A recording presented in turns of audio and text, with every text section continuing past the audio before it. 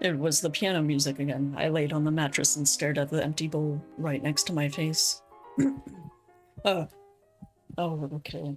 Damn it, bird. Sorry. It was not a dream. Willing my hands to stop trembling, I grabbed onto the empty bowl and clutched it to my heart.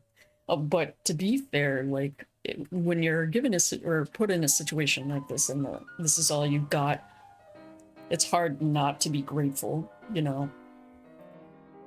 I mean, especially if you've accepted that this is all you're gonna get, and that, especially if you're gonna die, like, what else can you do? I mean, this situation seems pretty hopeless. Gotta make the most of it somehow, right? I know, that's kind of, that's a logic. Alright. Willing my hands to stop trembling, I grabbed onto the empty bowl and clutched it to my heart. My teeth wouldn't stop chattering, but my mind remained abnormally clear as I turned the events of last night over and over again. Instead of killing me after my outburst yesterday, Osgood got me warm food. Oh. The psycho can be swayed. The events of last night were proof.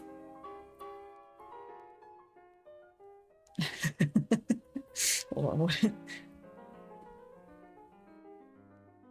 Gross. Hey. It's fine. The psycho can be swayed. The events of last night were proof. I bit down on my thumb hard. Ow. Why'd we do that? The pain finally stopped the shaking and filled me with a savage triumph. I can do this. I can do this. I can do this. Sorry. The 9th time the piano started playing. What about your 10th song, my guy? The food he brought this time was still ramen. But instead of leaving immediately like usual, Osgood sat down next to the wall opposite to me. Okay, things are changing. This can be a good thing and a bad thing. Alright, let's see what happens. You're still going to die soon. Ah, yeah, figures.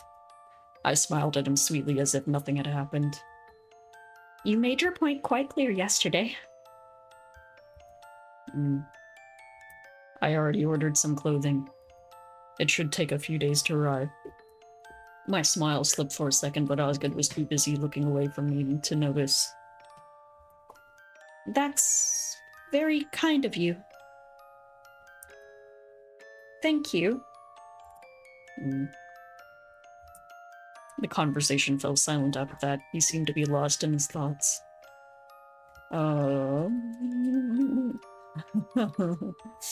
What was the last book you read? When did you start learning playing piano? When did you start playing piano, my guy? 8. Oh, wow. That young, huh? No wonder you're so good at it. Exactly. Do you plan on going professional in the future? No, it's just a habit. Okay. Still, it's impressive. I could never do something for more than 4 months, so I admire how you managed to keep playing piano over the years. Oh, okay, we can ask this too. Okay, what was the last book you read? What? I hid my shaking hands behind my back and kept smiling. What was the last book you read? I'm genuinely curious. The Human Anatomy, an encyclopedia. Okay, said the psychopath. Oh. Did you take anatomy as an elective? No. Right.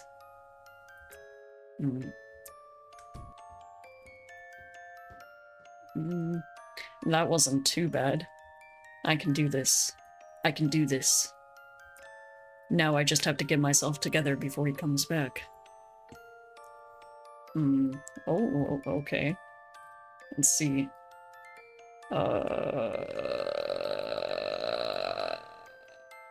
Let's do some... let's do some push-ups. Oh, okay. Let's take a shower. Oh, we're probably sweaty after those push-ups, you know? And let's sharpen the piece of glass. Okay, well, let's sleep. The 10th time the piano started playing. Hi. Oh, wait, is it like the 10th... like the 10th session or the 10th song? I don't know. The food he brought this time was a bag of cucumbers? Your choice of food is always so interesting. They were on sale. Are you allergic to cucumbers? What? No. It's just kind of funny how you only bring me one type of food at a time. Okay, I have a feeling that we'll be able to ask both questions, but... do you live alone here? You never did tell me about your old school. Do you live alone here? No, my family's on a business trip. They will be back soon. I waited for him to elaborate, but he clearly considers the topic to be over. Alright, you never did tell me about your old school. It was a really small school. There were only 7 people in my grade. Oh. And I thought our current high school was small. Do you miss your former classmates? No, it was inappropriate to form any bonds there. Besides, it is unlikely that I will ever see them again. What kind of school did he go to? After a few more moments of silence, Osgood got up to leave. I impulsively reached out and grabbed the corner of his jacket. See you tomorrow, Osgood. Before he could push me away, I quickly let go, immensely pleased of the fact that my hand no longer trembled. In order to not to be dead meat, I have to not act like dead meat.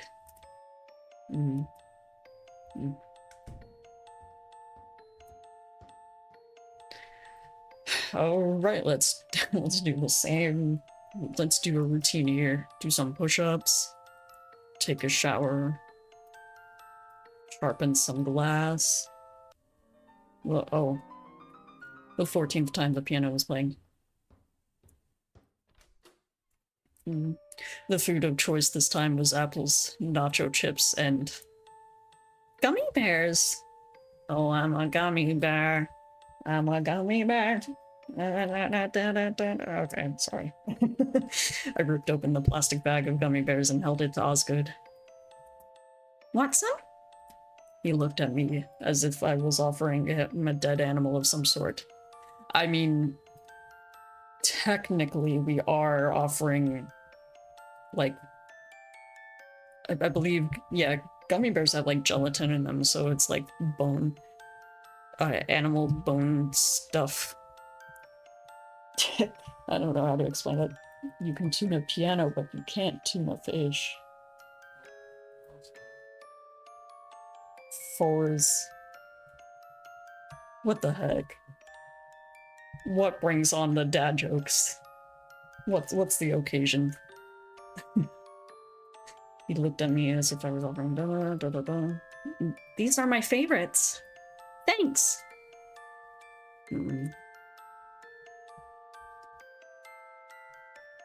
So, what do you do when you aren't playing the piano? Or where did you live before you came here? What are you doing? Hi. I clean and do my homework. Don't make me call you the D word. Fours. I'll do it. I clean and do my homework. But what do you do for fun? Cleaning is fun.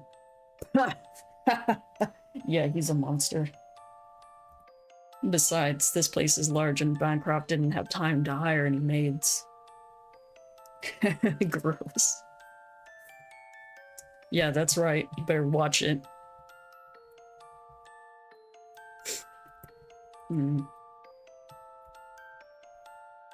Where did you live before you came here for school? Somewhere hotter than here. Unless you plan on calling me darling, I don't want to hear it. Oh, all right. Darling. Somewhere hotter than here. Like Texas? Really? I thought you came from one of the Nordic countries. Somewhere with lots of snow and cold winters. He looked at me with confusion. Why would anyone want to live in a cold and miserable place? Is it really miserable, though? I heard those places were ranked as some of the happiest countries in the world. She does have a point.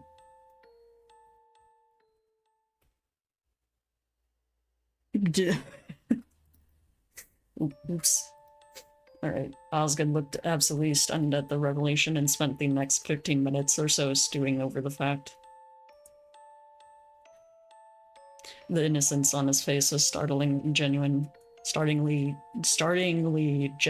Yeah. Disturbed, I turned my head away and played with my nails. As he picked up the empty bowls and was about to leave, I called out to him. If it's possible, could you get me a book? The thicker the better. Or a puzzle or a crossword or anything similar. It would be nice to have something to kill time. I'm going to kill you eventually. You do still remember that, right? Or don't you? That's exactly why I'm making so many requests. I'm trying to enjoy my last days. Yeah, that is a kind of a strange way to go about it. The fuck. What are you saying the fuck up to? Oh. Choices. Don't think negative thoughts. Oh my. Don't think negative thoughts. Don't think negative thoughts. Just straight up, oh yeah, don't forget I'm killing you later. Yeah. Oh, okay. Ah! I jumped at the sound and almost fell over. Osgood's arms were full of cardboard boxes and plastic bags. One fell to the floor. He picked it up after placing the rest in the middle of the room. Then he sat down in his usual place next to the wall and furthest away from me. Oh, I got you the things you wanted. For 1 second, I was reminded of Egyptian pharaohs being buried with their belongings packed into golden boxes and jars. Thank you. Pushing my morbid thoughts away, I went over and started unpacking the boxes. Besides the canned beans and ramen, I also found these 3 ugly dresses, toiletries, 1 500-piece puzzle, nice, 2 books with yellow green pages, and newspaper clippings with the crossword section cut out. Oh, that's... that's... Why is this, like, surprisingly sweet? This is so weird. Oh, jeez.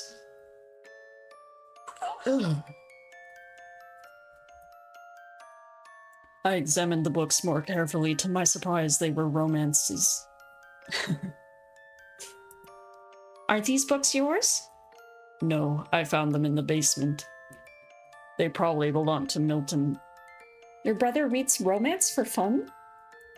Most likely. Milton claims that he's reading them for research purposes, but he has far too many of them for... He suddenly stopped. How did you know Milton was my brother? I guessed. So tell me more about Milton. You seem to be close to him. Why do you want to know? Because I want to know more about you? Please? It's not like I can tell it to... it's not like I can tell it to anyone else. Milton is 10 years older than me. Our oldest brother, Bancroft, was always busy with work and other things, so Milton was the one who made sure I was fed and did everything I was supposed to do. So he basically raised you. That's kind of sweet. Milton is anything but sweet. He's the type to smile and speak in soft tones while beating you senseless for breaking one of his many rules. Oh, okay. I respect him a lot. I see why you're kind of fucked up now. I've said too much. No, come back.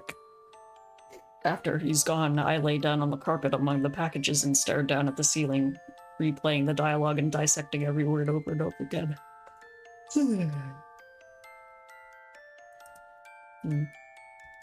Things were going well. Almost too well. Unless he is a very good actor, something was not adding up. Oh, okay, let's do some push-ups. Let's get our routine again. And sharpen the piece of glass. The 18th time the piano. Oh, okay, so it is sessions.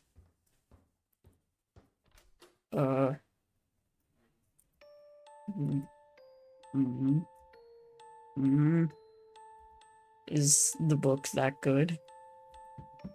I screamed and threw the book at his face. It bounced off and hit the floor with a thud. Oh my god, I am so sorry. He ignored the fact that I had just hit his face and picked the weapon up. This is the first time I've seen you so focused on something. Is it really that entertaining?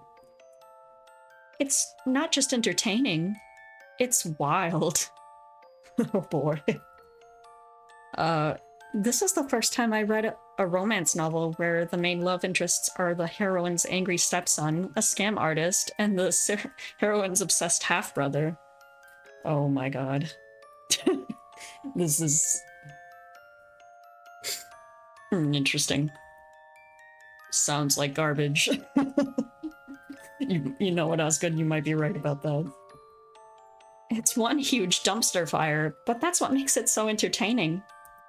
You never know what sordid thing the characters will be doing next. I'm trying to read it as slowly as possible in order to savor every moment. Isn't this supposed to be a romance book? How is any of this considered romance? His voice held contempt mixed with a trace of naivete. The arrogant yet clueless words of someone with little experience. If you were the heroine, who would you choose? What? Right. You probably need a little background information for each bachelor before you can choose. The stepson is 10 years younger than the heroine and arguably the least complicated of the three choices. He had resented the heroine out of a principle when he was younger and is currently deeply buried in self-hatred over his budding attraction for her. The scam artist is the heroine's first love and the most balanced out of the three. He has... What, are we picking fighters? Like, what is this, a fighting game? He was the one who helped the heroine fake her identity so that she could marry the late Earl, though a falling out in the future is possible due to conflicting interests. And finally, you have the obsessed half-brother, the legitimate younger son of another lord. The heroine had helped him scheme and dispose of the older brother when she was younger, but then she ran away. The two have a complex relationship, and he is arguably the one who knows her the best. Are you describing love interests or the heroine's enemies? I don't think the book differentiates between the two. So who would you pick? To my surprise, you seem to be seriously thinking about the question. Hell yeah. No, no one. I'd rather die. Is that so? I'm personally rooting for the stepson. Oh god. He reminds me of you. Goodbye. Oh, that was probably not the best thing to say.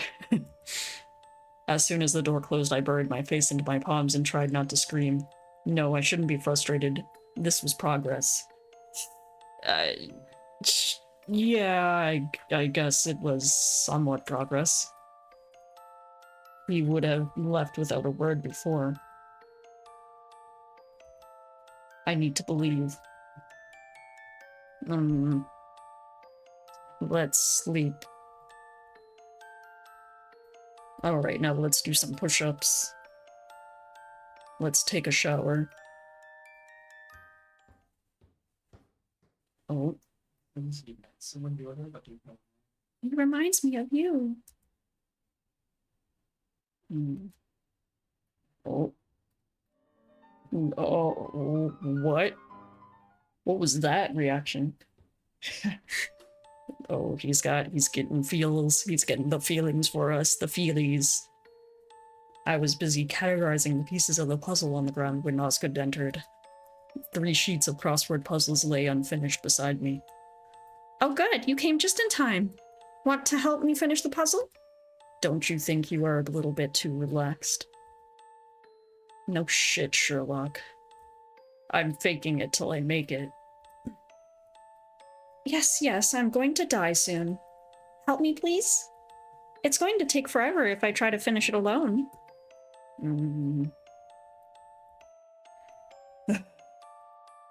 Later. I think we made good progress today. Let's take a break. It's not finished yet. Yes, but we need to take a rest so we can finish it later. You can take a break if you want. I'll try to finish it as soon as possible. All's good. Oh no, we got him addicted to puzzles. I shrugged and laid down, stretching out my limbs like a starfish. The cracks on the ceiling stared back at me. So, how did the book end? I was surprised. Osgood was holding a puzzle piece in his hand and his gaze was not directed to me. Still, it was the first time he asked me an actual question instead of giving a half-veiled threat. Did you not finish the book? Oh no, I finished it. The ending was pretty surprising. The evil half-brother and the scam artist killed each other and the stepson ran away, never to be seen again after a drunken night with the heroine. However, the heroine managed to get pregnant and secured her position by giving birth to the only living heir of the house. So I guess it's not completely a tragedy? She did get what she wanted, but it was just like what you said. She ended up with no one. That's a terrible ending. You don't like it? The heroine started the story bitter and alone. Ending the story bitter, alone, and rich is hardly an improvement.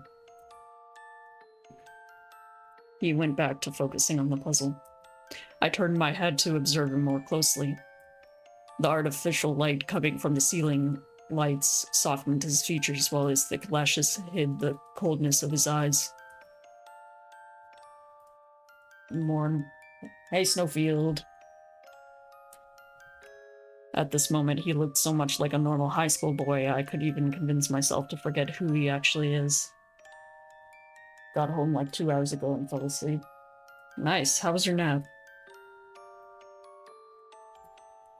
Instead of facing reality, I could believe that I was spending time with my crush.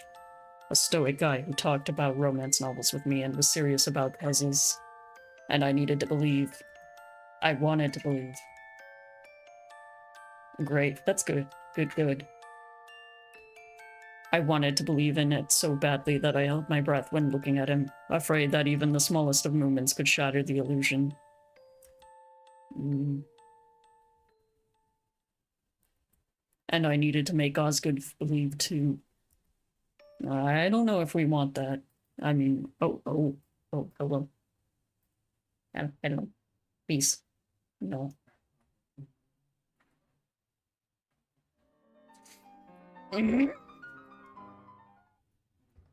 Disturbing imagery. Hello. Oh, you finished early today. You usually complete at least 10 songs before you stop practicing. The puzzle pieces should be in the box. He started walking towards the puzzle, but I blocked his way. Don't you think it's such a waste to put it right back into the box? You worked so hard on it, you should frame it and hang it in your room. I'll go see if the house has one. Okay, later. Is this frame okay? What are you asking me for? It's a little big, but it should be fine. Since we didn't place a board beneath the puzzle from the start, we have to do this carefully. Here, hold this. Oh, later. Or as the piano played for a 30th time today, he played Get Low by Lil Jon in the East Side Blues. Get low, get low. Oh, it's good. Well, it's a little crooked, but at least it got into the frame in one piece. I would call it a minor victory. I wanted to say this a while ago, but your standards aren't very high, are they? I mean, what choice do you have in a situation like this, Osgood? Come on, think about it. If this doesn't fit your high standard, you can leave it here with me. I reached for the framed puzzle with both hands, but he got to it before me and lifted it over his head. Without thinking, I stood on my tiptoes to grab for it. The action startled Osgood, and he staggered backward, causing me to lose my balance and trip. We toppled toward the floor in an ungainly mess of tangled limbs. How childish. What the Oh, this is so weird. Oh, when my face hit his chest, it was like hitting a wall. The impact sent my head spinning. By the time my sight returned to normal, Osgood was clearly a good 4 meters away from me, the picture clutched to his chest like a shield. Head still aching, I slowly sat up and grimaced. Not even going to help me up? How cold. What's the point in any of this? I'm never going to. I'm sorry. Huh? His voice was hesitant and restrained, just like the steps he took towards me. He stopped 2 feet away from me and extended his hand. Oh? I had expected his hands to be as cold as his eyes, but they were surprisingly hot. Does he have a fever? Uh-oh. Oh, damn. Is he sick? Are you okay? I lifted my hand and placed it on his forehead. Why is he still holding my hand? Uh-oh. You have a fever. Take the puzzle back and go rest, okay? I tried to tug my hand away from his, but it won't budge. Look, if you want to hold my hand, that's fine, but I think you should go to bed. He continued to stare and hold onto my hand. It was as if he had never seen a girl's hand before. I suddenly became very conscious? Yeah, of his heavy breathing as he slowly brought my hand closer and closer to his face. Then he suddenly dropped my hand, shoved the puzzle into my arms, and ran away.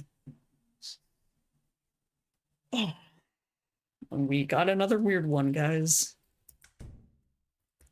I stood there paralyzed for a while. Then I slowly walked back to the mattress and curled up into a ball. Stop overreacting. You finally got him to not view you as dead meat. Play it cool. Don't ruin everything.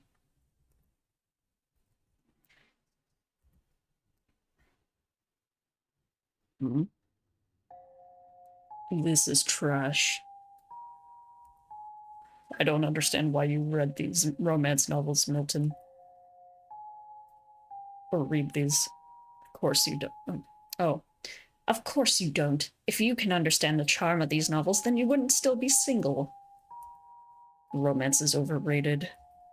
In the grand scheme of things, there are just more pressing issues. Oh, in the grand scheme of things, there are just more pressing issues.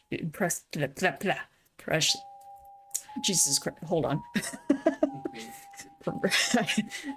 Pressing issues to worry about, aren't there? God. Especially considering our situation. Let me ask you this. Who is the person you spend the most time with your entire life?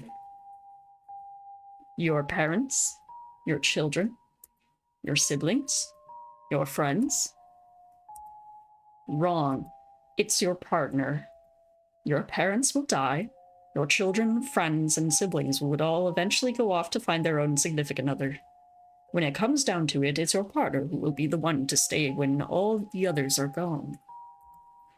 And romance, Osgood, is one of the more satisfying ways to keep a partner. Don't look so worried. You are still young. Plenty of time to figure things out. Speaking of which, legs or boobs? I mean, personally, I'm more of a legs guy, but I like hands. Oh, okay. Alright, I'm a little uncomfy now. But I guess that's, this bodes well for us, maybe? What the fuck? The 23rd time, though. Okay. To be honest, I expected to starve today due to Osgood's fever. But here he is, on time as usual. Osgood! Are you feeling better? Yes. As if. He looks like a resurrected corpse. Maybe you should take it easy for today and go back to bed. You're right. I should rest, shouldn't I? He turned around as if to leave the room, but instead of walking out the door, he stood still. Osgood? He reached out a hand to lean against the doorframe and promptly collapsed on the floor. Osgood! Oh no, that's not good. He groaned but gave no other response even when I shook him again. His body burned like a furnace. You can make sure he never wakes up. Oh, the thoughts sent chills down my spine. For a second, I imagined myself pulling out the shard of glass I had been hiding below my mattress and plunging it into his neck. His eyes opening in shock as his mouth opens and closes like a dying fish. Oh, okay. I was like, did we actually... Oh, dear. I clasped a hand over my mouth to stop myself from retching, telling myself... Sorry. Telling myself repeatedly that he deserved it and did nothing to lessen my nausea. I guess that option is permanently out the window. Oh, wait, hold on. Okay. Sighing again, I grabbed both his arms and started to drag him toward the mattress. His long legs trailed along the floor like two wooden logs. Despite the distance being no more than 20 feet away, I had to stop during the middle to catch my breath. In the end, I wound up rummaging through the cardboard box and found one of the ugly dresses he got for me. And then I went to the bathroom and ran the dress through water, turning it into a makeshift ice pack. It left a leaky trail as I walked back to where Osgood was. This was far from ideal, but it wasn't like I could search around the house for a better alternative. After wiping down Osgood's body and forcing some water down his throat, I placed the wet rag on Osgood's forehead and waited.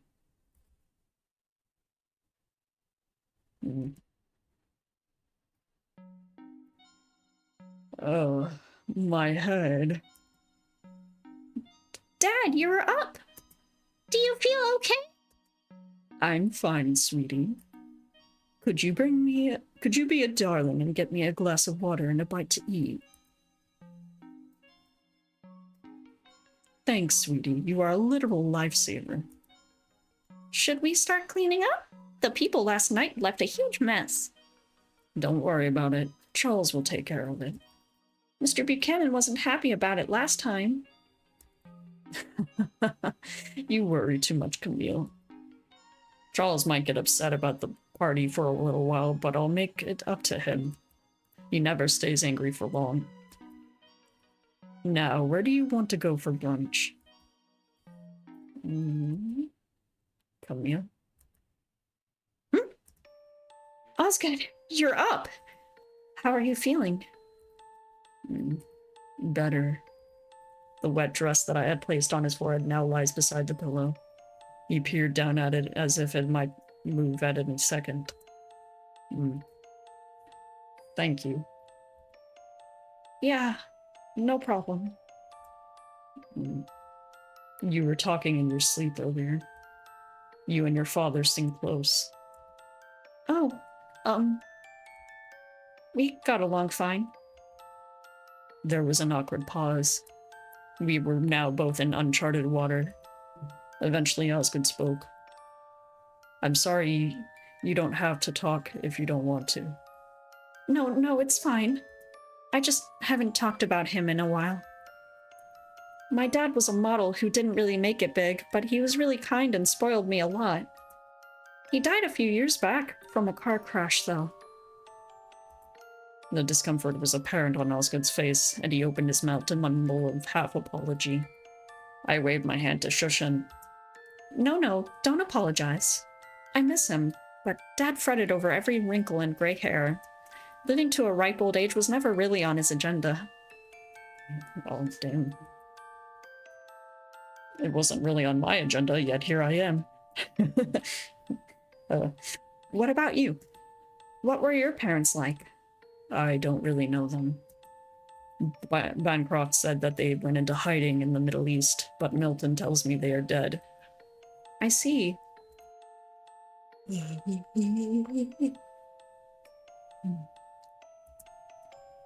I need to feed you. I stopped him when he started to get up.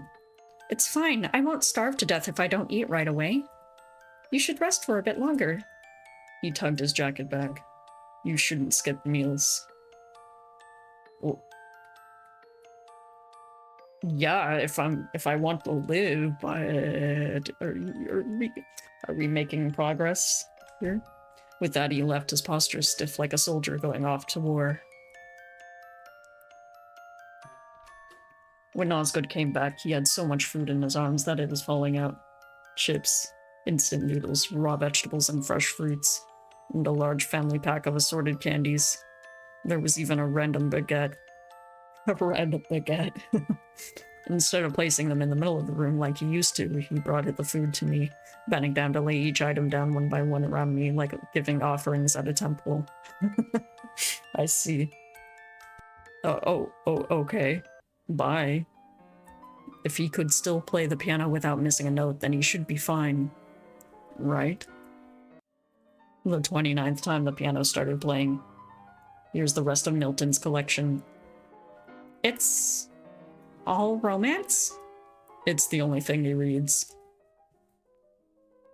The 32nd time the piano started playing.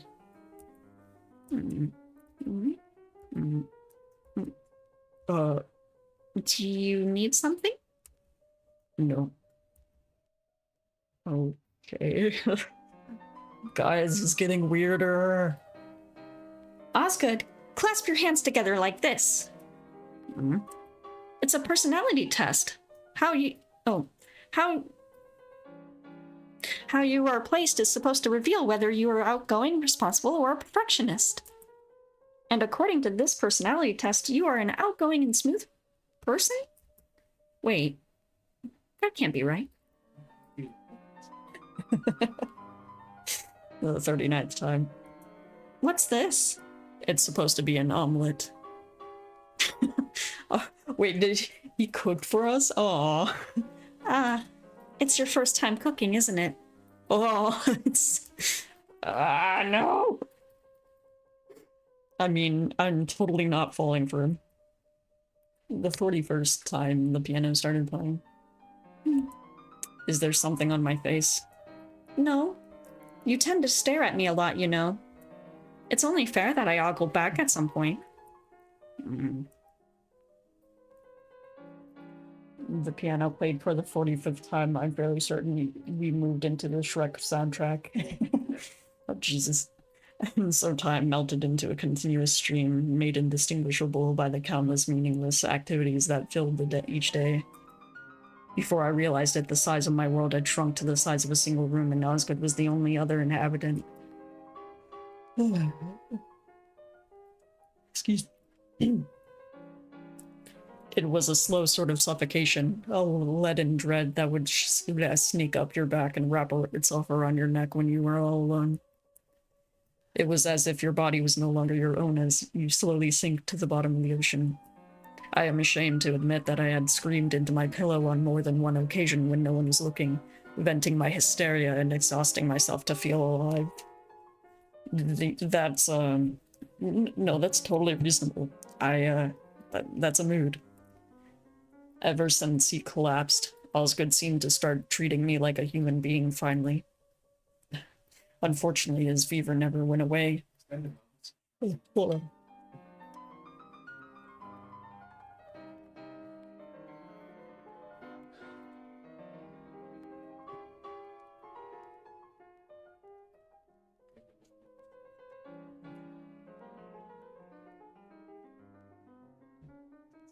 Alright. He keeps claiming that he's fine, but his shaking hand and deathly pale complexion says otherwise. Hey, I'm deathly pale. And I'm just fine. Don't mind the time, like the fact that I've died millions of times already. Despite literally not knowing what day it is, I somehow feel that I am running out of time. Oh, damn force. The 45th time. Alright. You should see a doctor. Osgood ignored me and continued to lay out the cutlery and plates. Plates? Today's food was an omelet so golden and fluffy that it could be on the cover of a food magazine. Oh, he improved! Hard to imagine he was still producing charcoal a couple of days ago. I'm serious. You don't look so hot these days. I said I'm fine. You are not fine. The food is getting cold. You should eat. Well, I tried. Shrugging, I took a bite out of the omelet. It was better than anything I had eaten for a while. I turned toward Osgood to thank him for the food, only to find him staring at me again. He's been doing this a lot lately. Are you still going to kill me? Osgood rubbed his hand over his face as if trying to avoid the question. Oh? I don't know. Oh? Guys, we might live. You don't know? Everything is such a mess. You could start sorting the mess out by letting me go. I took one more bite of omelet and walked over to where Osgood was. Up close, I could feel the heat radiating off of him. He really isn't feeling well. If you won't go to the hospital, then is there anything I can do to make you feel better? What? What happened? What happened? What? As soon as I said those words, he threw his arms around me and we toppled to the floor. I was so surprised that I did not attempt to struggle, but my mind kept going through the worst possible scenarios. But to my surprise, he didn't do anything else. Okay. His skin was burning against mine, and his hot breath grazed my neck, but he held onto me as if I was a security blanket. I think Milton is dead. Oh, I'm sorry. I think they are all dead. For the first time since I met him, his voice was shaking. I struggled to get my arms out of his grip and hug him back. I keep telling myself that they will come back, but it's been months. Milton and Bancroft have never been gone this long without contacting me. They won't tell me anything, but I know Bancroft got our family involved in something dangerous. That's why we moved to this country in the first place. And his voice cracked and he stopped talking. But he hugged me closer as his breathing became even more labored. He didn't really need me to say anything, so I kept quiet and continued to let him cling to me. His body was quite heavy, and I felt a bead of his sweat trickle down to my forehead. But instead of the usual smell of sweat and salt, Osgood's scent was oddly sweet, a strange combination of candy and wine. What? Okay. It wasn't unpleasant. Surrounded by a combination of heat and a strangely syrupy scent, I eventually drifted to sleep. And this time, I dreamed of nothing.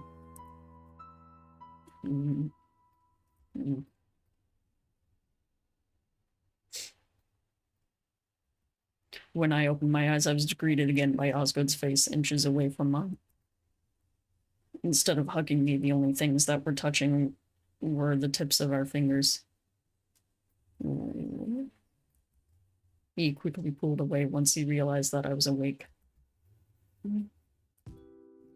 You know, we could keep holding hands if you like. Osgood's lashes fluttered and his eyes shifted away, but his hands slowly found mine again. Uh-oh. The air was still ripe and sweet. With his pale skin and snow-colored hair, Osgood seemed more marble than flesh. But marble wouldn't be this warm. His fingers were very long. If it were always like this, it wouldn't be too bad. I think this is the first time I held hands this long with someone. This is the first time I held hands with anyone ever. And? How was your first hand-holding experience so far? Premarital hand-holding. It's not bad. I chuckled. I agree. It's not bad at all. I inched closer to Osgood. Girl, what you doing? What are you doing?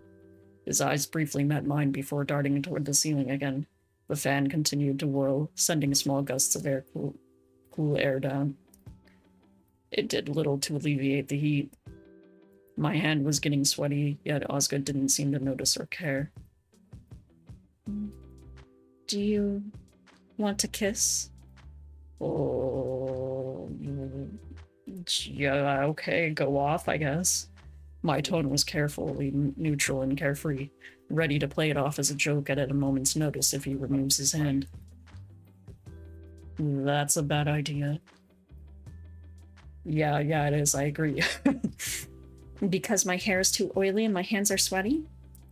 No. If we kissed, something bad might happen. I shouldn't. He trailed off. I blinked several times in surprise. Are you afraid of a bad experience? I promise you my skills are decent. Oh, jeez, Camille. That's not what I mean. We shouldn't. Is it a religious issue? No, that's not it. If we kiss, I might not be able to stop. I chewed on what he said for a while. Wait, so it's not like you don't want to kiss me, but because you were afraid of what might happen if we do? You've never kissed anyone before, have you? Guess I have to take the lead. Oh, no. No.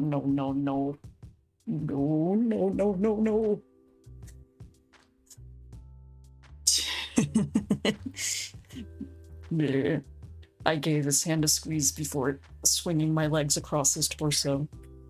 What the fuck? What are you doing?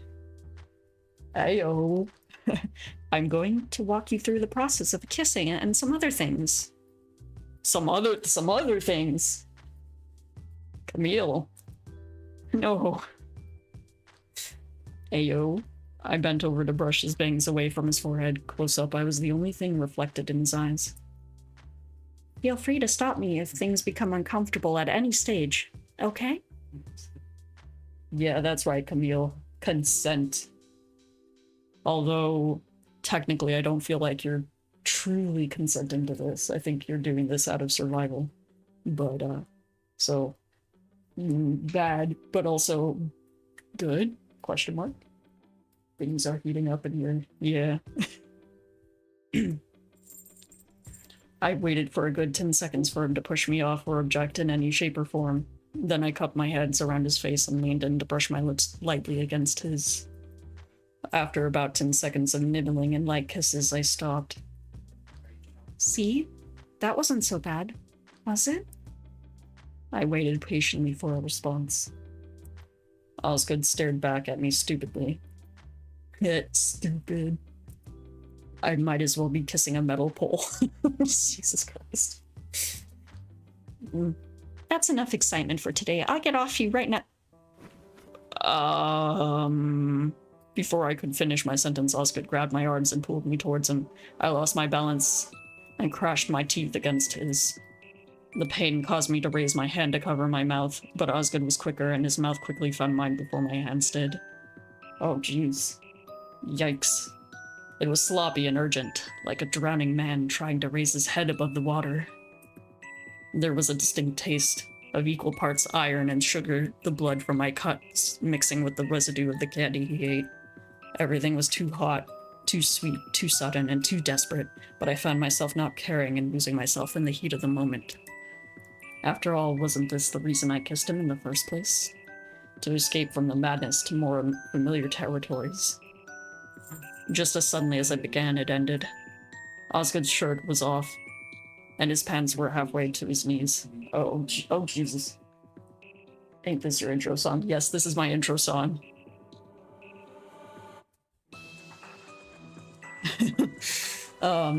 Osgood's shirt was off and his pants were halfway to his knees. My dress was unbuttoned and pushed off up to my waist. Okay, yeah, trigger warning. Also, if you are under the age of 18, what the fuck are you doing watching my stream? But,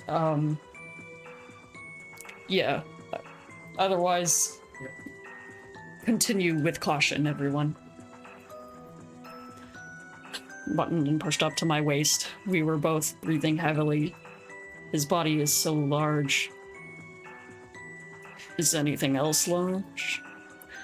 Just kidding, just kidding. Is the air supposed to smell this sweet? Why does Osgood look so troubled and terrified? Shh, it's okay. You aren't doing anything wrong. Yeah, he kinda is, but... I mean, I don't think you're gonna tell him, so... We aren't doing anything wrong. With that, I opened my arms and hugged him. His skin felt dry and warm. After the briefest of hesitation, he hugged me back. It was a very gentle hug, as if he was afraid of breaking me. But it wasn't long before we started devouring each other again. Ew. I'm not into that vor stuff, guys. I'm sorry. Okay. Please tell me it's over. Oh. Wait, what? I am in a field of flowers. Oh, are we dead? Did we die? Oh god. The grass tickles my feet as the wind blows through my hair. Ah, it's so relaxing. When was the last time I felt this relaxed? Something isn't right. This is such a nice place. I should take Ivy here next time. Something is definitely not right. Shut up, shut up, shut up! Do you know how stressed I've been lately? Do you know how it feels to be stuck in a single room for days on end? Do you know how long it's been since I last saw the sky? Just let me enjoy this beautiful scenery in peace. Oh boy. Let's enjoy the scenery then. Sure, let's go. Finally, some peace and quiet. The sky is really beautiful. It reminds me of Osgood's eyes. Ending for the sky in your eyes. Oh. Wait, what? Did we actually die? Dear Lord. Okay, well then. Alright, let's wake up. No, something is definitely, something seriously wrong. The first thing I noticed was the smell of the air. Instead of the almost overbearing sweetness, it smelled metallic. Oh no. Oh dear. Oh no. Oh no, no, no, no, no, no. I was already fully clothed, but Osgood was nowhere to be seen. He probably went too.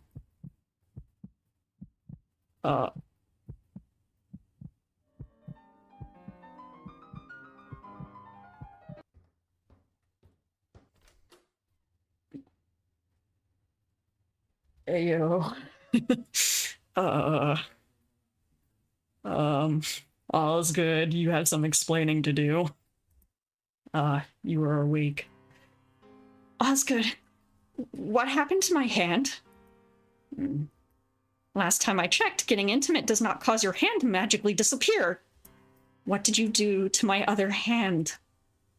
It was an accident. Where my hand at? An accident? Why don't I remember any of it then? And that's probably because you were hallucinating. Well, what? You drugged us too? Yes. Hallucinating. Of course. Because that's what happens when you kiss and get naked with someone. You hallucinate, and then half your arm goes missing without you even feeling a thing.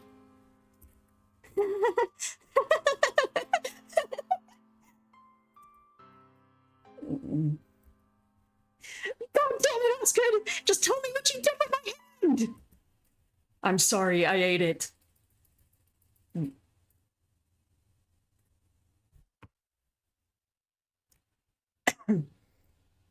Say that one more time? It was an accident. I didn't mean to do it. But I hadn't eaten anything for almost 20 days, and I was starving. Yo.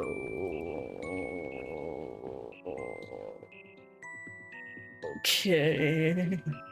He was stuttering as he paced around the room with his hand in his hair like an agitated animal. I should have kept my distance, should have made up my mind sooner to find more food. But you were right there, and you kept talking to me. Then it didn't feel so bad, so I let my guard down. He stopped pacing and let out a moan. Whoa, dude, what are you getting off already right now? Like, what is going on? It wasn't supposed to be like this. I thought I had more self-control. It wasn't supposed to be like this. That guy on the chair who was missing his legs. You ate him already.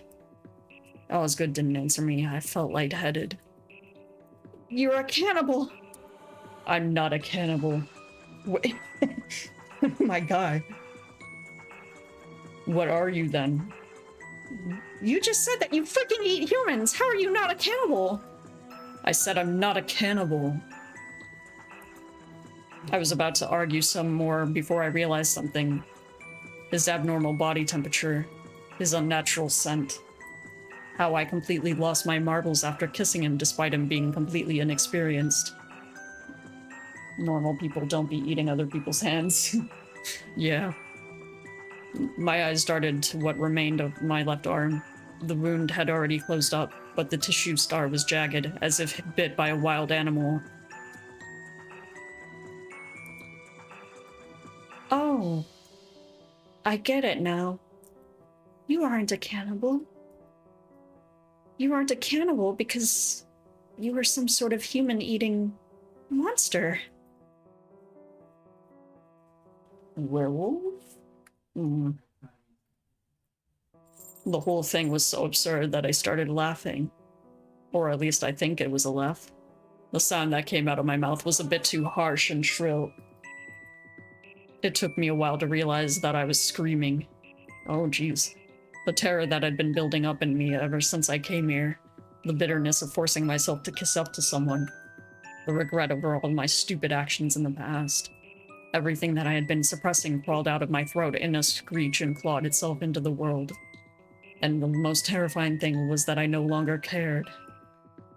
Eventually, my voice gave out, and the shrieks turned into wheezing. Osgood stood there with a frozen expression like an ice sculpture. When I finally ran out of breath, he pushed the food toward me. You should eat. It was curry beef. Curry. Out of habit, I reached for my spoon and took a bite. He visibly relaxed at the sight of me eating food. After 3 bites, I set the food and spoon aside and walked towards Osgood. Please, let me go. I'm sorry for bothering you in the past. I did not know what I was doing. So please, let me go. Please.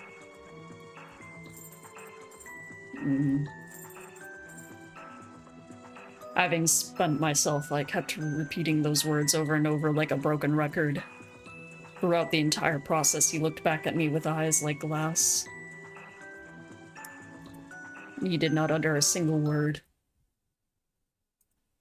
Okay then, Camille. When I was 6, I voluntarily placed my hand on a stove. Oh, hold on. I need to process this. Okay.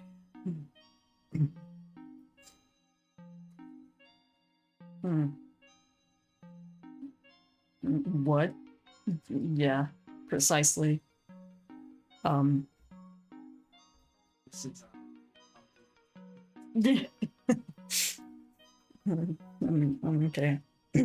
Um,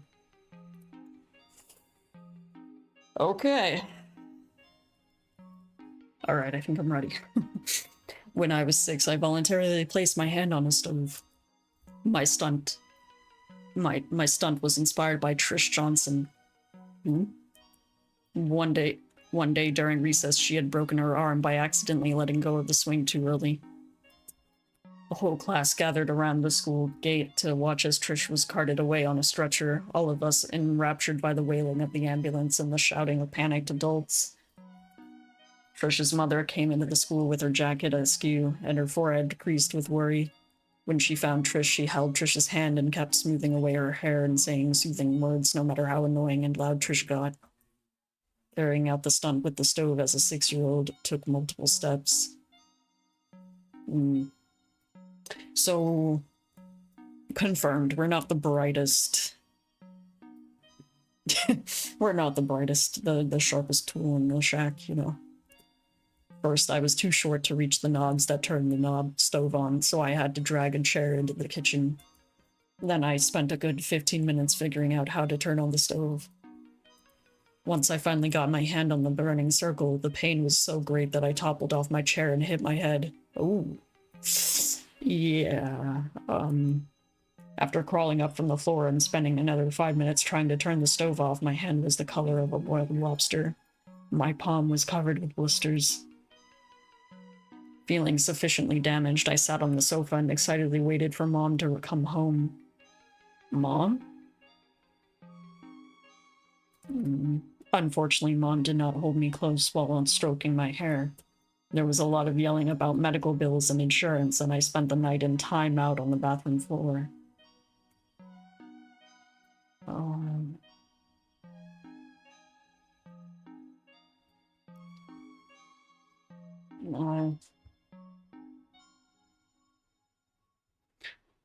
Another good time to point out that this game has triggers. So, yeah. Okay. The next day, yellow pus was oozing out of my hand. Mom bit her thumb and paced the floor before dressing me in the nicest dress I owned. In an hour, we were sitting on a bench in the park, my mother yelling at someone through the phone while I swung my legs around, happy to not be in school. Eventually, I got bored and started building leaf piles with my one good hand. I was almost finished with making a pile to my knees when a man arrived. He was wearing a long white jacket with a black turtleneck. His blonde hair curled around his face like a golden halo, framing the startling blue of his eyes. He crouched down to my eye level and told me he was my dad. Oh. He didn't look like a dad. Too fashionable, too handsome, and too young. But Dad was nice. He took me to the hospital to get my hand treated. Then we got ice cream and went to the movies. By the time we parted, I was already counting the days when Dad would visit again. 3 weeks later, I was sent over to Dad's place for the weekend. Oh. Mom never bothered to pick me up again.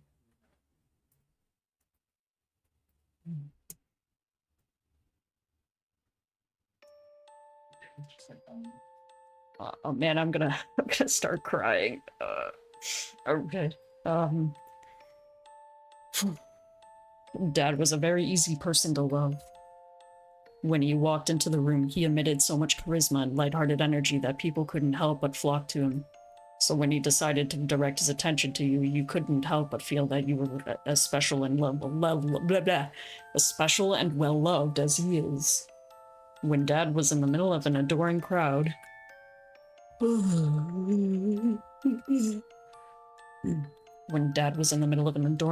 he would often beckon me over, kiss my hair, and gesture to everyone around him to take a look at me. Such a pretty little angel, he would coo. Such a marvelous, bright, and mature little girl. I wondered where she got it all from. Everyone would follow his cue and make similar noises, empty questions and absent-minded pats. After a while, I knew exactly what to say to generate the right kind of chuckle or amused gasp. And no matter what I say, Dad would always laugh with them. I really loved Dad. But the thing is, he had many people who were competing for his affections and attention. And my biggest rival was Mr. Buchanan. Oh, shit. Oh, yeah, that's trauma for you. That's what that will do. The first impression I had of Mr. Buchanan was how much I had to bend my neck backward to look at his face. Brown hair prematurely gray and swept back neatly, an unremarkable face shielded by rimless glasses, a bland-looking suit that I later found out was worth more than everything I owned when I accidentally spilled grape juice over it. To be honest, he seemed to almost disappear into the background whenever Dad was in the room. But when Dad was drunk, it was Mr. Buchanan that he asked for, Mr. Buchanan that he threw himself at, and Mr. Buchanan who carried him back to their bedroom. I think Mr. Buchanan doesn't like me very much, I told Dad over ice cream one day. Dad's cheerfulness dimmed, and he looked pained, but it was all over in a flash, and he was all easy smiles again. Oh, it's not your fault, sweetie, he said as he stroked my hair. Charles isn't angry at you, he's angry at me. He'll come around eventually. Yuki. I was about to say, where's the visual in this visual novel? Yeah, where'd it go? At the time, I was naive enough to believe Dad's words. I threw myself into my schoolwork and brought back perfect scores and awards. I drew elaborate crayon drawings of the three of us and slid them under their bedroom door. I told Dad loudly that I wanted to be a successful businessman like Mr. Buchanan when I grew up. Oh, jeez. But Mr. Buchanan always looked right through me. So I tried harder. The tilt of Mr. Buchanan's head, the way he crossed his legs when reading a magazine, the tiniest of smiles he wore when talking to Dad, and the way he seemed to have perfected the art of pretending I didn't exist. Excuse me, one moment.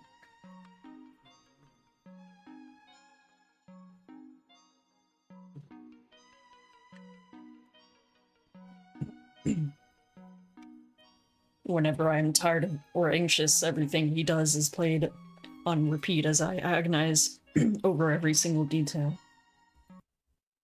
But no matter what I did, Mr. Buchanan always treated me with the same perfunctory,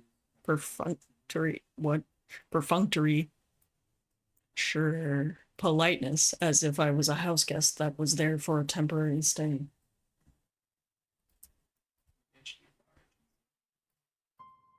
Dad and I had a tradition. On Friday, he would pick me up from school and take me to dinner where I could order all the dessert I wanted before ending the day at the movies or arcade. But when I was 11, the person who came to pick me up was Miss Johnson. Oh no. 3 days later, I was dressed in a nice black dress and sitting beside Mr. Buchanan in front of Dad's coffin.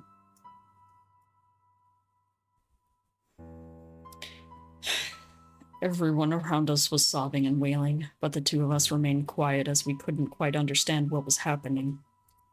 When everyone paid their respects and left, Mr. Buchanan turned to me. Well, Leon is dead. I nodded numbly. He pinched his temples and sighed. I have already arranged for you to be transferred to a boarding school. Your father wanted you to have a good education, and I want to respect his wishes. Johnson will sort out the details with you. With that, he started to turn away and leave. Did Dad say anything before he died? Mr. Buchanan let out a bitter laugh before brushing me off. Jesus Christ, that was the last time I had seen him. How can people be so bitter? She's just a kid. What the fuck? Okay. Oh. And that was the last time I had seen him. Within a week of arriving at my new boarding school, I had decided that Ivy Sue was going to be my new best friend. Despite being half a foot shorter than me, she wore spiked collars and combat boots, had fingers stained with paint, and rushed through the hallway carrying a sketchbook the size of her torso. Hell yeah. She had just the right sort of cool that didn't entertain a large crowd and didn't ask nosy questions, something I desperately needed. So one day, in typical middle schooler fashion, I boasted casually to her that my dad was a model. Within 30 minutes, she was sitting on my bed and flipping through my photo album. Wow, you weren't lying. Your dad actually could be a model. I grabbed the photo album away from her, flipped to one of Dad's magazine covers, and jabbed my finger at it. Not could be. My dad was a model. Ivy seemed visibly impressed with the picture, and I puffed up my chest in pride. No wonder you wouldn't give Thomas the time of day. He doesn't hold a candle against the kind of people like your dad. It took me a moment to remember who Thomas was. Thomas is okay looking. I just don't like his personality. I like cooler and more level-headed guys. Oh, like this guy? She pointed to a photo of Dad hugging me off the ground with me in a mid-shriek. I had to study the picture carefully to realize that Ivy was pointing to Mr. Buchanan in the background. Oof.